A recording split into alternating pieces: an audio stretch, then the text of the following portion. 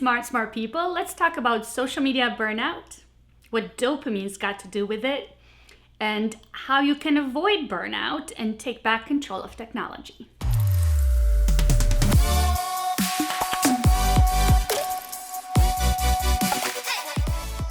Last week was my birthday, and a very interesting thing happened. By 11 o'clock, I became so overwhelmed with messages that I had a panic attack. And I had to just turn off my phone, put on a face mask, and take a nap. And I know you're gonna say, boo, Mana, you're so popular. What a problem to have. And I am very grateful for every message and for all the love in my life. But it reminded me of something very real that I hear from a lot of people, and actually a suggestion that I got from you on a topic to cover in the series. And that's digital burnout or social media burnout. It shows itself in the form of apathy or crankiness, whereas before you loved being on social media, now everything annoys you. Now, what is burnout? Burnout is the reduction of a substance to nothing. In this case, you are the substance. What most people report is that they have mixed feelings. They have a love and hate relationship with social media. Now, the hate comes from the fact that you are annoyed with it, there's too much noise out there, you feel like you're wasting time. The love comes from dopamine.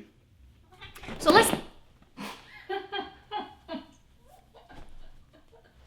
Dopamine is a neurotransmitter. It is produced in two areas of the brain.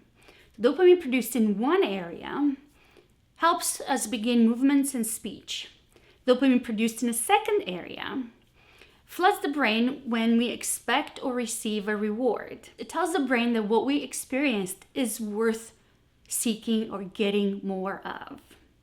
That's why some people call it the pleasure neurotransmitter. Now, that's the natural mechanism. Substances like cocaine, nicotine, heroin, and others cause a huge boost in dopamine, thus that high. And people go seeking for it over and over again. And guess what? Studies have shown that a like on a post on social media gives us a boost in dopamine. And we feel that high. But what happens if you don't get those likes? You're gonna expect them, so you're gonna chase them over and over again. That's when you're gonna start hating social networks. That's when burnout starts happening. So here are the things that I did for me and for my company. I implemented a mandatory quarterly paid detox day. For 8 hours, they can use the phone, they can use the GPS, and they can confirm plans if they're meeting somebody. But I asked them to not do email or Slack or go on social media. You're trying to build a habit, and you're trying to exercise giving yourself permission to be offline. One of the things that usually stand in the way of us taking back control is that we feel like we don't have control, or we feel like we don't have permission to reclaim the space that to begin with was ours. So here are 8 things you can do to take back control. Number 1, and you're gonna hate me for this one, you're gonna say it may not be possible, turn off all notifications. Yeah, all of them.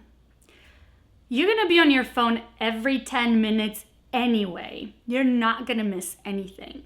Number 2, tell people to call you if it's urgent and educate them about the difference between important and urgent. A lot of people still don't get that.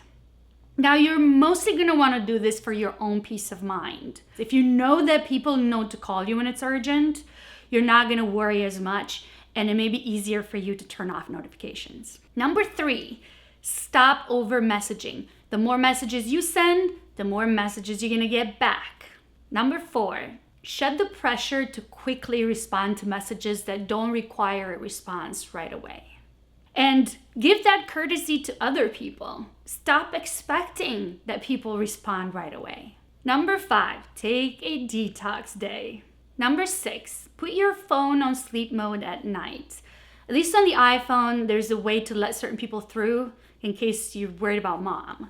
Number 7, if you're dating, remember texting is for joking, flirting, and confirming plans. Pick up the phone if you're trying to get to know the other person. And number 8, we all know the rule. At dinner, whoever looks at their phone first pays the bill.